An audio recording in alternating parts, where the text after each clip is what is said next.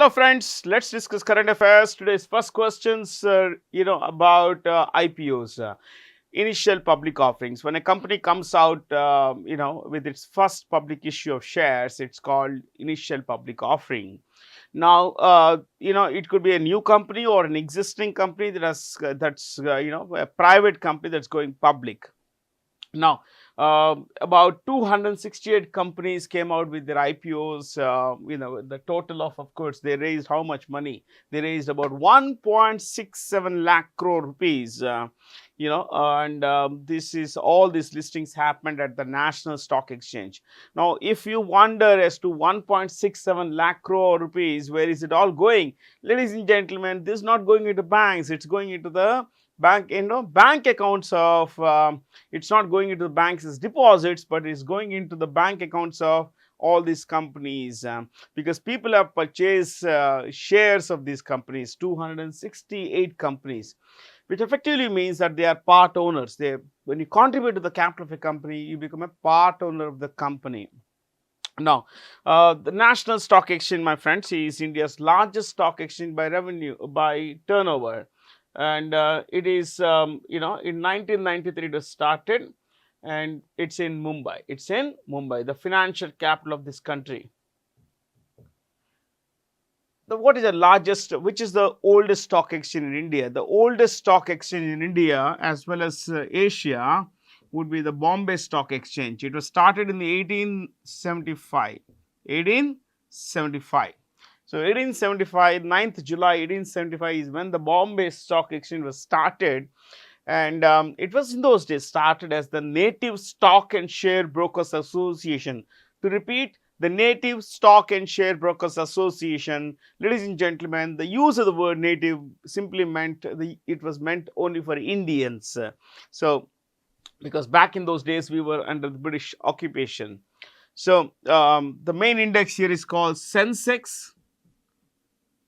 Sensex, as most people would say, sensitive index, but it is little more than that. It is the sensitivity index of share price. What is it?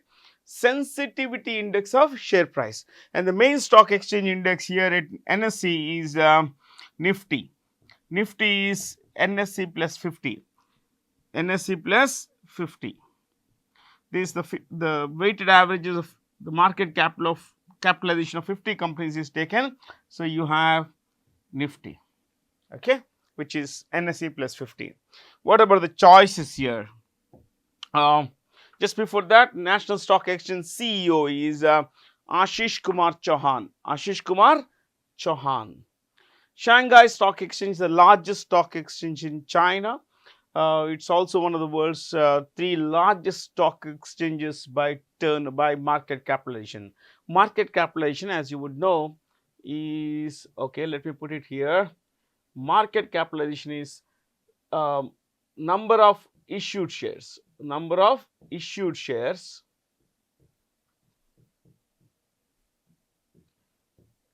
multiplied by market price. Let's say a company has issued 1 lakh shares, okay, 1 lakh shares, and the price of each share is 50 rupees, the market cap would be 50 lakh rupees. Now, ladies and gentlemen, there is a different ways of calculating this. Some say we should not take all the issued shares, we should take only those shares that are available for trading, which are called floating shares, okay. I will not get into that business.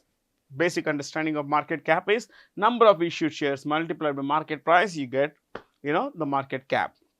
So, India's, the world's largest stock exchange by market cap would be New York Stock Exchange, followed by another one in New York, which is the NASDAQ, NASDAQ, which, ladies and gentlemen, is, let me write it here, it's easier.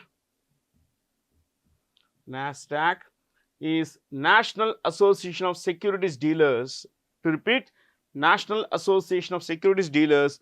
Automated quotation. It's basically meant, it was started for technology stocks. Of course, it incorporates a lot more than technology today, okay. So it's the world's 2nd largest by market cap. 3rd would be Shanghai. Now, to bring in a little more, the main index at London Stock Exchange is FTSE, Financial Times Stock Exchange. It's pronounced FTSE. What is it pronounced? FTSE. It's pronounced FTSE, okay? But it's written as FTSE, Financial Times Stock Exchange. The New York main index is called, New York Stock Exchange main index is called Dow Jones. Dow Jones. That's a bit about the stock exchanges. I'm fascinated by, with all of these things kind of because a lot of things, a lot of human emotions get displayed in the stock market. Fear, greed, you name a thing, my friends, it's all on display here because it concerns money. Which company has, which organization has developed indigenous technology to produce paracetamol? Now, paracetamol is a basic medicine that most households would have. This is used to treat fever and mild body pain, okay? And the Council of Scientific and Industrial Research, CSIR, which is India's premier scientific research body, has developed technology to produce paracetamol at home. That is not at home, India, within the country. It is headed by Dr. N. Kalai Selvi. Kalai Selvi, the first woman DG of CSIR. Okay. Indian Immunologicals Limited is a subsidiary. Would you believe this? It's a subsidiary of the National Dairy Development Board. Yes. The National Dairy Development Board owns Indian Immunologicals Limited, which makes vaccines for animal welfare, like foot and mouth disease and all that, plus for humans as well, DPT, measles and all that. The Serum Institute of India, this company became famous during the COVID pandemic, and it's the largest contract manufacturer of vaccines. It is headed by Adar Poonawalla. Adar Poonawalla. That's the CEO. Indian Institute of Science, National Institute of Virology is in Pune. It's in Pune. Okay, guys. There we go. Who has been honored with the Presidential Medal of Freedom by the US President Joe Biden for their extraordinary contribution to America? Now, this is America's highest medal. There are two medals that are that are at par, considered in America's highest civilian awards. One is this, the other is a Congressional Gold Medal. To repeat, the Congressional Gold Medal and the Presidential Medal of Freedom are considered America's highest civilian awards, and they are given primarily for, you can see this, for contribution towards the security and national interests of the US, world peace, and of course anything they have done that is of significant public interest value. This year, 4 guys have been given. Lionel Messi, Ralph Lauren. Most people wouldn't know Ralph Lauren. If you are a person who's interested in fashion and all, yes, he is considered one of the world's finest fashion designers. Ralph Lauren Polo. People look at Polo, and this is the guy. Okay. George Soros is the chairperson of Open Societies organization. Open Societies is an NGO. And he's considered to be a villain in many countries. Even in India, the BJP and other parties consider him a villain because he has openly advocated, thrashing of the BJP's interests. Okay, Hillary Clinton, as you know, is a former American Secretary of State. She also happens to be the wife of the former President Bill Clinton. So, all of them. Now, what is India's highest civilian award? India's highest civilian award would be the Bharat Ratna. Which bank has launched a game-changing initiative named Har Ghar Lakpati, a pre-calculated RD, recurring deposit scheme? Now, recurring deposits, every month you deposit a bit of some amount in your savings account. So, you have something coming up. Remember, this is pre-calculated. So, there is a tenure. Someone has to put in money every month into the depositor has to put money into that account every month, failing which there will be a penalty. There will be a penalty. The idea is to promote small savings and ensure that there is a substantial corpus at the end. The corpus will be at least 1 lakh. Okay. State Bank of India has come up with this. This bank is headed by Challa Srinivasulu Setti. Challa Srinivasula Setti, SETTY. Canara Bank, K. Satyanarayana Raju, K. Satyanarayana Raju. Punjab National Bank, a new CEO, Ashok Chandra. Ashok Chandra. ICICI Bank's CEO is the same old guy that was there last year and the year before that, Sandeep Bakshi. HDFC Bank CEO is Sashidhar Jagdishan. Okay. So from there, let's go to the next one. Identify the correct statements about Rajgopal Chidambaram. This is Rajgopal Chidambaram. He was, he headed, of course, he died recently, but he was the principal scientific advisor to the Government of India between 2002 and 2018. So for a long 16 years, he was a principal scientific advisor to the Government of India. And of course, you can see that, he was involved in the 1974 and 1998 nuclear tests. India tested its first nuclear bomb in 1974. And that operation, the name given to that secretive nuclear test was Smiling Buddha. Smiling Buddha. Smiling Buddha. So that is 1974, and 1998 it was called Operation Shakti. Operation Shakti. So these are the names of the India's nuclear tests. Okay, and this great man received the Padma Vibhushan in 1999. 1999. Of course, a lot of things you can see that he is considered the key architect, one of the key architects of India's nuclear weapons program, nuclear bombs and all that. Okay. French Navy aircraft carrier Charles de Gaulle. Charles de Gaulle is a former president of France. In fact, the Paris airport is also called de Gaulle Airport. Okay, Charles de Gaulle International Airport. The French Navy aircraft carrier Charles de Gaulle will take part in the annual bilateral exercise named Varuna. India and France have a annual naval exercise named Varuna. Okay, this time it's happening around. Across Arabian Sea. Usually it happens there. And one more thing, India also has two aircraft carriers. Okay, one is Vikrant, INS Vikrant, the other is Vikramaditya. Vikramaditya. So India's aircraft carriers are named INS Vikrant and INS Vikramaditya.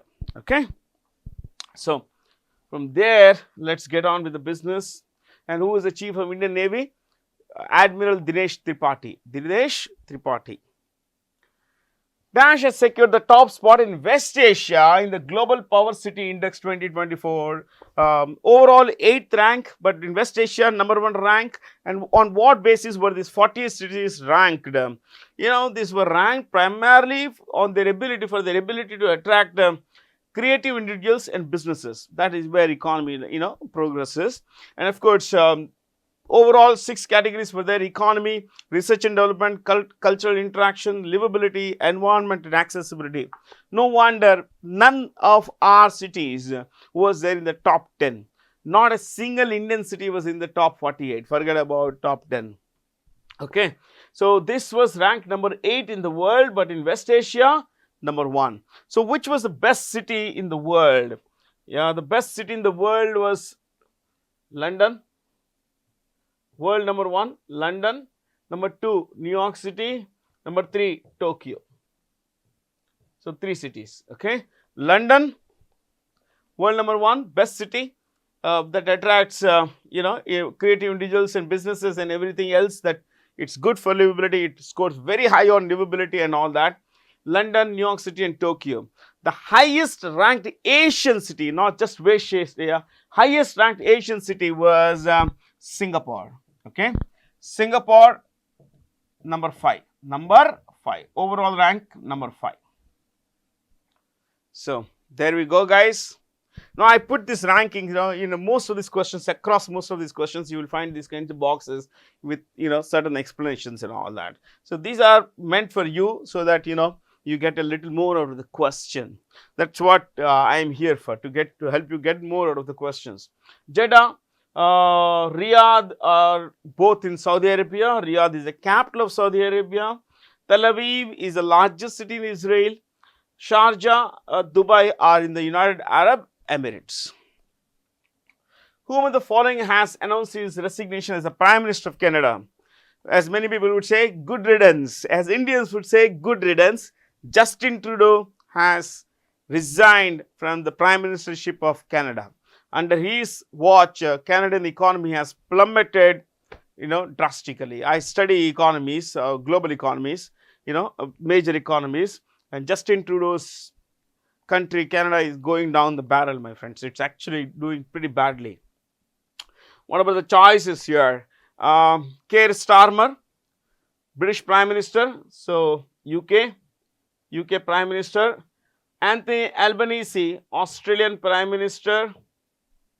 Olaf Scholz, German Chancellor. Remember, Germany has a chancellor, they don't have a prime minister. Francois Bayrou is the French Prime Minister. France PM. Chancellor, PM, of course, PM. Okay. And by the way, Canada is the second largest country in the world by area. Dash portal aimed at streamlining the processing of all requests for international assistance through Interpol. What is Interpol? Interpol is the International Criminal Police Organization. To repeat, International Criminal Police Organization. So this, Interpol, we have a local version for this, so that we could basically, Indian Crime Monitoring Portal under the CBI. So the parent organization would be the CBI, formed to exchange information quickly and enable the Indian law enforcement agencies to communicate with each other and with other international law and other law enforcement agencies abroad. So this is a logo, safe protection basically across, isn't it? So Bharatpol is the name, and to just tell you, my friends, about Interpol, I'll use red here because there is red, there is white everywhere, white, yellow. So Interpol is headquartered in Lyon, which is in France. The head office of Interpol is in Lyon. To repeat, let me reiterate what I told you earlier. Interpol is International Criminal Police Organization, Lyon, France. Then its Secretary General is Valdeci Urquiza of Brazil. Okay.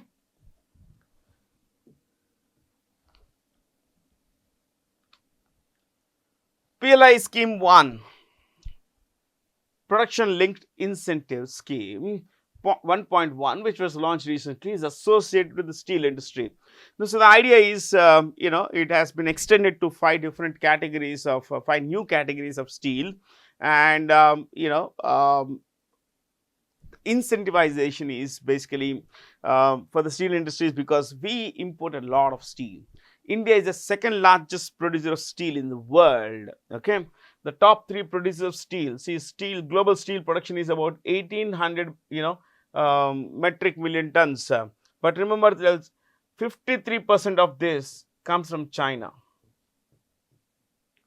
53% comes from China. About 10%, less than 10% comes from India. Okay, so number 1 is China, number 2 is India, number 3 is Japan. Okay, so we spend a lot of foreign exchange in buying steel from China and from other parts of the world, which also means that no, there is a lot of dependence for a critical raw material, a critical end product as well. Now, let me take you further on this. By incentivizing our domestic steel industries, to set up manufacturing units within the country, the government is giving them incentive. We are telling them, we will give you incentive. If you produce this much, you will get this much basically as incentive. The details are being worked out yet, and yet to be worked out. And one more thing is that the steel industry has been given this particular incentive that if you manufacture X quantity, which is a little more than what your annual production target was, you could carry forward the surplus to the next year and include that in the next year's production. And that way you can also take that benefit, that incentive as well. So earlier this was not there, that you could not carry forward your surplus production. Now the government says you could carry forward your surplus production to claim further incentive. Okay.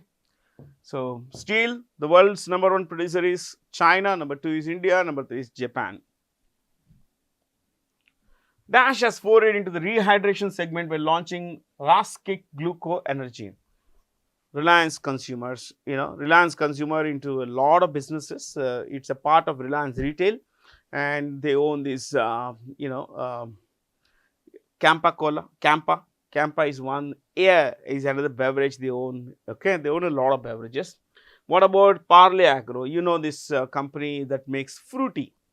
They make Bailey water, they make Smooth, which is again a smoothie kind of milk-based smoothie, and they make Apple Fizz or Appy basically, Appy, APPY. Dabur, PepsiCo, Coca-Cola.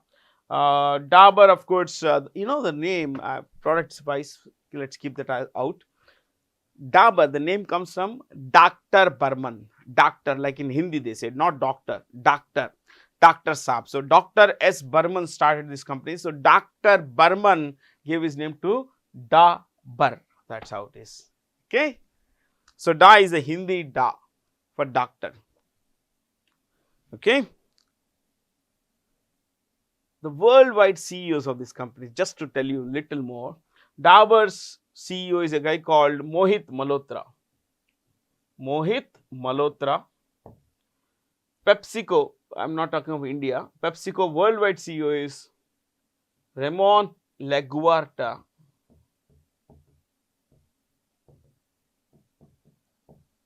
Coca-Cola worldwide is James Quincy.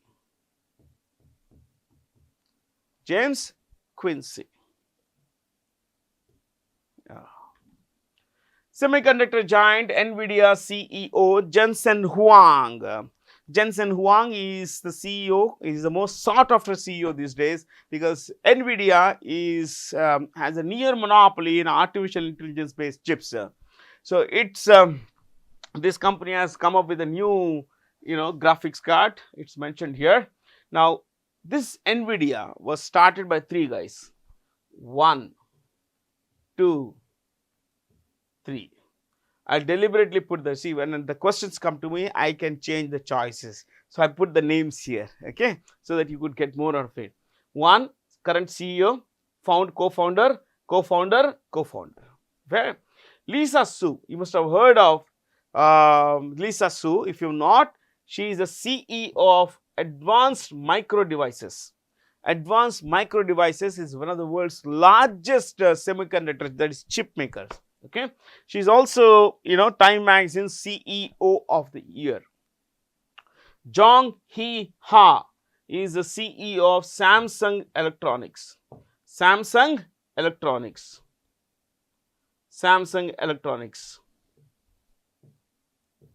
I think that's it. And Samsung Electronics is not a small company. I think it's the world's 2nd largest electronics company by revenue. So let's go from here, guys. Which is the world's largest technology company by revenue? It would be Apple. The 98-meter tall New Glenn. I think Glenn is named after John Glenn, the American astronaut who went up twice actually. Yeah, the oldest. I think he was also the oldest astronaut in space. The fact that he later became the American CEO, a senator as well. The 98-meter tall New Glenn, the largest and most powerful rocket ever built, is owned by Blue Origin. Blue Origin is owned by Jeff Bezos. Jeff Bezos. Remember, Jeff Bezos is the owner of this company, and as you know, Jeff Bezos is the founder and chairperson of Amazon.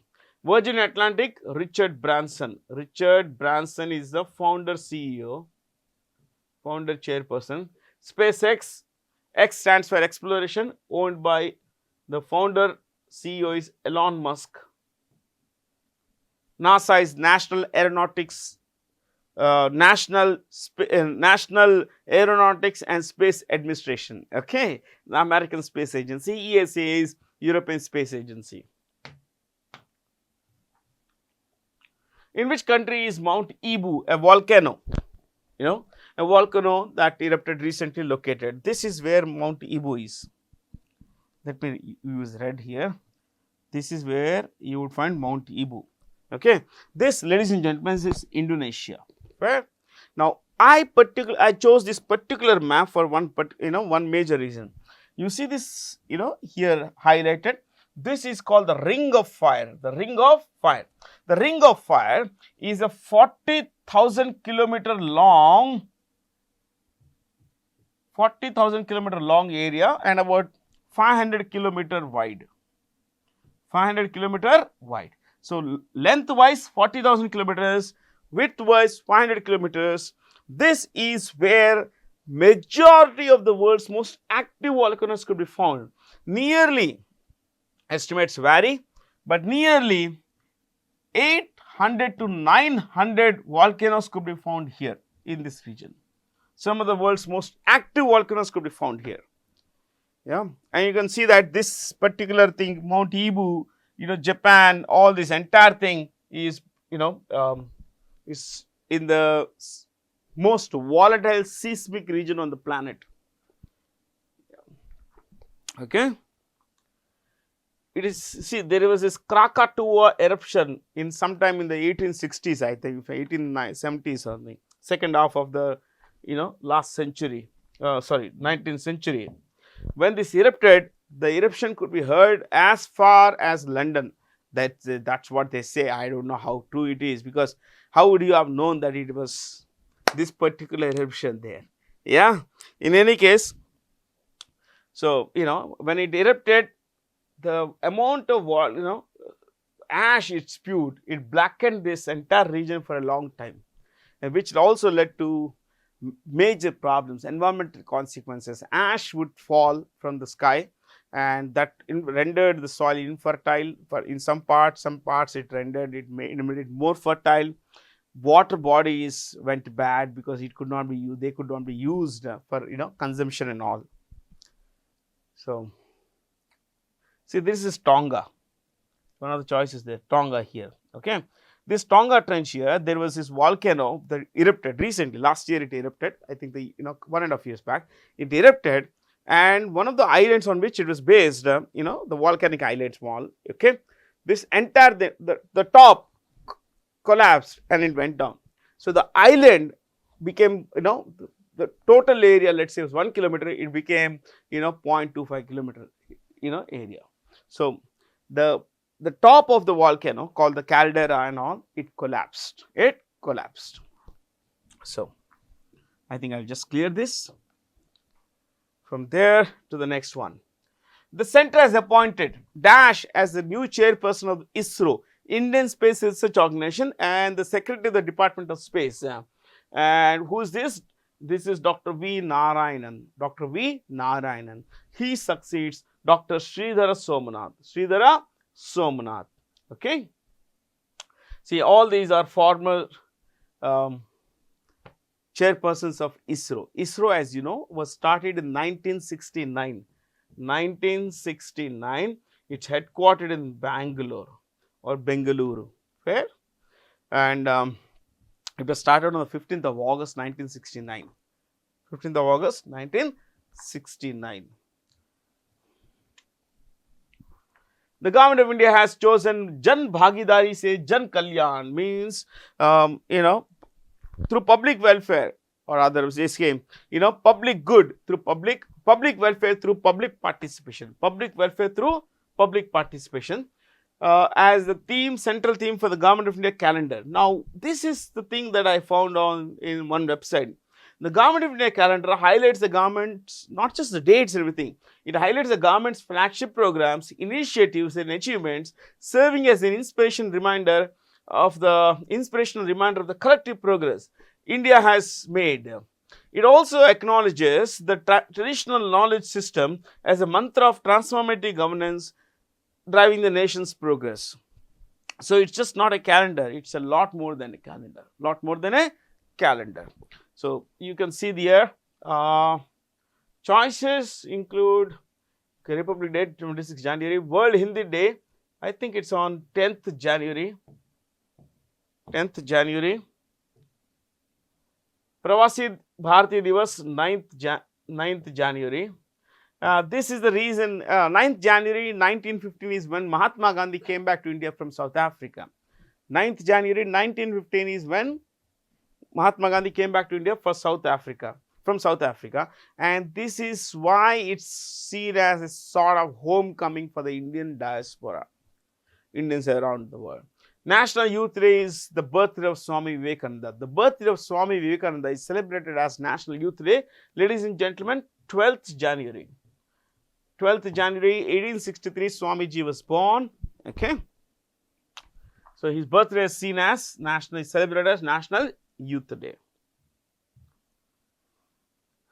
Which state has launched the first phase of Gunotsav?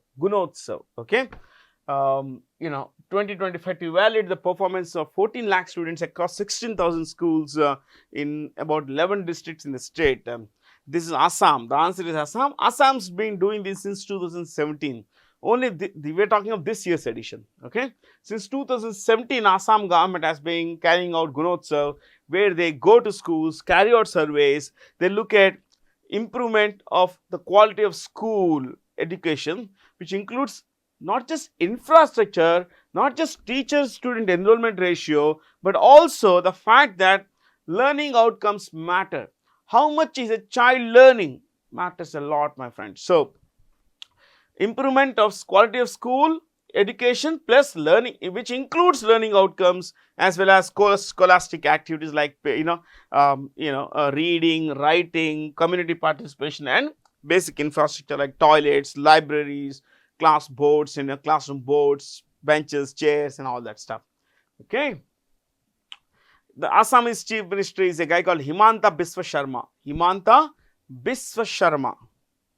There are choices, you don't need to worry too much. Hemant Soren is the Chief Minister of Jharkhand, Chhattisgarh. Vishnu Deo Sai. Odisha, of course, Mohan Charan Maji. Mamata Banerjee, as you know, is the Chief Minister of West Bengal. According to the first advanced estimates of GDP for the current financial year, our economy is likely to grow at 6.4%. In the first, first 6 months, it grew at 6%. So, it's likely that this second 6 months, that is the second half of the year, the growth could be higher than this. That's a hope, because it always works on hope, my friends. Remember, these are all conjectures, guesses, guesstimates. Things could change. They may go up or down. Like in the second quarter, the growth was 5.4%. 5.4% is very, very low. But then, third quarter and fourth quarter. Third quarter is full of festivals. Yeah. Fourth quarter is more of expansion of capacities for the coming, and yeah, fourth quarter there is a worry. The companies always have a wait and watch policy. What will the government come up with in the budget? Okay. What kind of impact it could have on the economy and all that stuff and their own fortunes. So, third quarter is a more important quarter. The government is banking on the third quarter, and they say that because of accelerated growth in the third quarter, we are looking at higher growth rate. The overall GDP in the financial year is likely to be 6.4% compared to just 6% in the first 6 months of the current financial year. Let's see how it works out. I am always skeptical when it comes to numbers. In a January 2025 report, the World Gold Council said that the central banks around the world collectively, bought a lot of gold. What? 53 tons of gold. The World Gold Council has its headquarters in, I think, London. Yeah, it's in London. Okay. In the next class, I'll start with my talk on gold. In the past also, I have spoken about why people have chosen gold, why humankind has chosen gold and why not any other metal to, with so much fascination, that we are all fascinated by gold. We are like, most people are in love with gold. Why would people buy gold, and most people would buy gold, may not buy real estate, but those who buy real estate may also buy gold. You understand this? All the people who buy real estate stuff will buy gold, but those who buy gold may not buy real estate. So, gold is a superset here. Let's see, I'll tell you why gold and everything in the next class. Trust me, I will. Okay, I'll bring this question back. On January 7, 2025, which country celebrated the Orthodox Christmas known as Lidet? Ethiopia. Ethiopia is the second oldest Christian country in the world. The oldest Christian country in the world is Armenia. Armenia. Armenia, as you know, is a small country on the banks of the Black Sea, on the coast of the Black Sea. Ethiopia is a predominantly Christian country, though it has a Muslim prime minister. This country, Ethiopia, is a pretty densely populated country, especially around the capital Addis Ababa. Now, why, how do we know that, many people are lost when it comes to this 2025 calendars and all that stuff. I'll tell you why. What does 2025 signify? We are in 2025, January 2025. 2025 simply means that it's been 2025 years since the birth of Jesus Christ. Okay, let me tell you something more here. The Roman Catholic Church, which basically is Vatican based, and Catholics are the largest denomination of Christians in the world. They always have had multiple calendars, especially in Europe back in the 11th, 12th, 13th, 14th, 15th centuries. So, the Roman Catholic Church found that there was a massive discrepancy in recording books of accounts and, history, that this particular region in Europe would follow a particular calendar, the other region would follow another calendar. So, the church, when I say the church, I am talking the Roman Catholic Church. What it did was this: it did something remarkable. And there was a guy called Pope Gregory. Pope Gregory the 13th. In the year 1582, Pope Gregory the 13th disbanded all the calendars, local calendars, and he said, let's have only one calendar, just one. And the calendar's basis would be the birth year of Jesus. So, he said the birth year of Jesus would be seen as AD 1. Now, you may wonder what is AD? Anno Domini. So, these days secular numbers are used, secular full forms are used. I will go with the traditional one, Anno Domini. This is Latin for anno, annual, annual, so year. Dom, God, the Latin. So, in the year of the God, in the year of the Lord, AD 1, that is, birth of Jesus was taken as AD 1. He died at the age of 33. So, he died in AD 34. AD 34. India became independent. Look, this was all done retrospectively. Okay, they went back and rewrote everything. So, this calendar was chosen in 1582nd year after the birth of Jesus. That's what it means. It means that AD 1582 means it had been 1582 years since the birth of Jesus when this calendar called Gregorian calendar. The calendar that you and I follow is called Gregorian calendar. It's named after Pope Gregory. So today is Friday. Okay, today is Friday, 17th of January. Friday, 17th of January 2025 is Gregorian calendar. All these things that you see, Friday, January 2025, the number 17, everything is all part of Gregorian calendar. It's named after Pope Gregory the 13th, who created this calendar. Okay, so when we say we became independent in 1947, we became independent in the year AD 1947, which effectively means it had been 1947 years since the birth of Jesus Christ. Okay, so that is what the calendar is about, nothing more than this. And this calendar that the Orthodox Christians in Ethiopia, elsewhere in the world follow, is about 13 days later. It follows 13 days. It is 13 days. It takes 13 days more.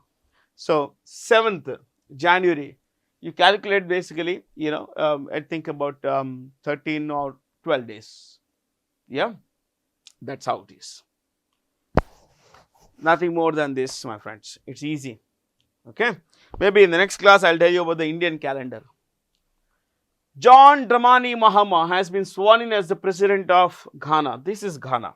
Okay, let me bring to you Ghana, my friends. I'll use red here, and red is a good color.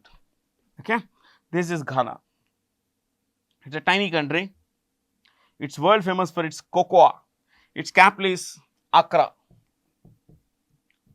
Okay, Togo, Lomé. This is, you see this tiny country here? This is Lomé. This one, this single stretch. Okay, Lomé. Lomé is a capital. Burkina Faso. This is Burkina Faso. Where is Burkina Faso? Yellow. I first came to know about this country in 1997 when I think 96 or 97 Prime Minister Narasimha Rao visited this country. Can you believe this? Its capital is Ouagadougou. Where how do I think it's mentioned there. Yeah, Ouagadougou.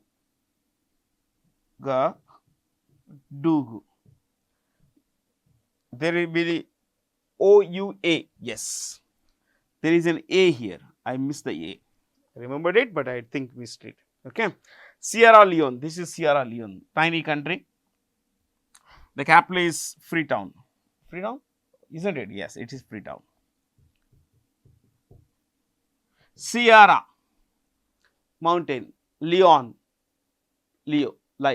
mountain lion. Okay, so Ghana, remember, is one of the world's largest producer of cocoa. And John Mahama, he had been in the past the president. He's come back. He succeeded Nana Akufo-Addo. Nana Akufo. This is a rare thing for a country in this part of the world to have democratically elected presidents coming in smoothly. This happened in Ghana. Yeah. So from there, after clearing this, my friends, I'll take you somewhere else. The theme of the 18th Pravasi Bharati Divas. Pravasi Bharati Divas. Pravasi is overseas and a non-resident. We just discussed that Indians are there around the world, and to celebrate their presence around the world, we have Pravasi Bharati Divas. And this, ladies and gentlemen, is on 9th January. 9th January, because on this day, in 1915, Mahatma Gandhi came back to India from South Africa. 9th January 1915, Mahatma Gandhi came back to India from South Africa. So, Diaspora's contribution to Viksit Bharat. This is a goal by 2047, India should be a developed country.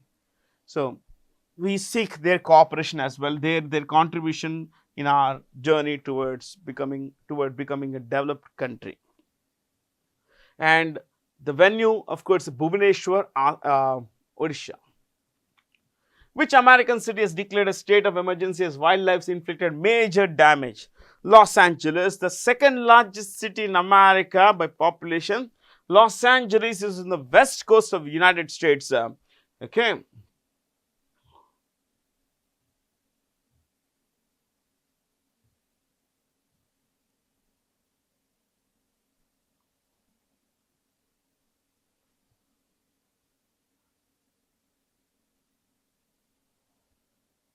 This is where you find New York and all that. This is Florida. This is where you would find Los Angeles. Los Angeles. You know, the name of this city has 52 letters, the full name. Yeah, but this should be enough. Of course, you have all been captured. I think I have spent a considerable amount of time learning about the wildfires there. There has been massive damage and they ran out of water because of poor infrastructure and everything. Think about it. If this had happened in India, we would have been lambasted, we would have been criticized in the Western media, New York Times, Washington Post, Guardian of the UK, you know, they all would have gone to town saying that, oh, it's a third world country, it has just aspirations to, you know, to become a world power, it's wanting to reach the Mars, moon and all that. It's another story to take care of its own people. Look, the world's most developed country does not have did not invest enough in basic infrastructure. Yeah, and whereas our disaster management system in India is one of the world's best, my friends. I'm not talking about governments here. We have done a fabulous work, work over the decades. India has done remarkably well when it comes to managing disasters like cyclones and everything. That's why we have very few deaths during cyclones, pretty minimal damage to property and all that because of our disaster management system. But they are pretty bad. They are pretty bad. Okay.